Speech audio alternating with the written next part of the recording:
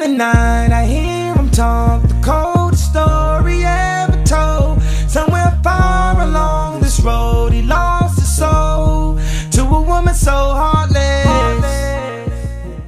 Alright, today I'm going to show you my insect collection.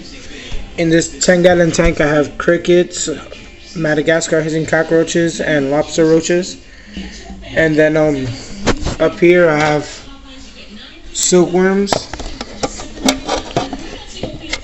which they don't get really that big. They get about, I say, 2.5 inches long, and they really can't compete with the Goliath worm, which so far is the biggest worm I've ever had.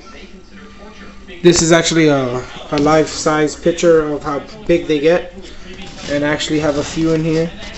So far the biggest one is this one right here, and I had more bigger ones, but I fed them off already. Here they come like 20 or 30 of them in here, and I think I got about 15 or so left. But also the lobster roaches, they were accidentally ordered on the website I ordered on. I thought they were dubia roaches, and I ended up buying them, and then towards the ending, when I saw they were walking all over the glass, I was pissed off, and then when I checked the website, it actually said dubia. It actually said lobster roaches. So I hate them little things. They get about an inch and a half long when they're adults, and what's annoying about them is when I move the acorns, they just start all running up the walls, and then which makes escaping easier for them. But I have quite a few of them. Oh, there goes one up the wall right now. There goes another one over there.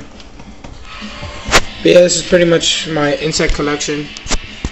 I feed my crickets dog food, which sounds dumb, but dog food has a lot of protein, which is good for your reptiles.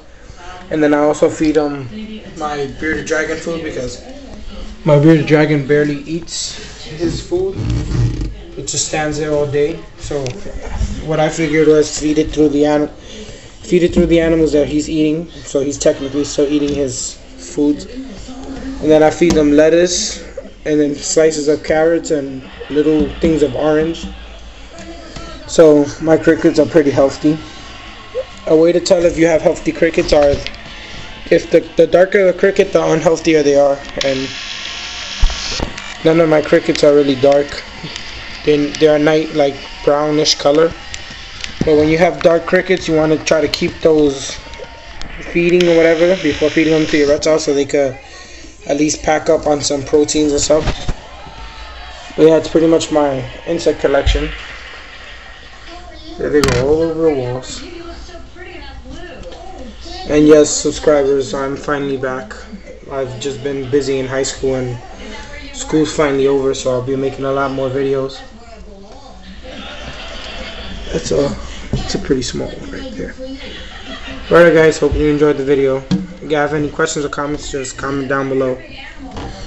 Peace.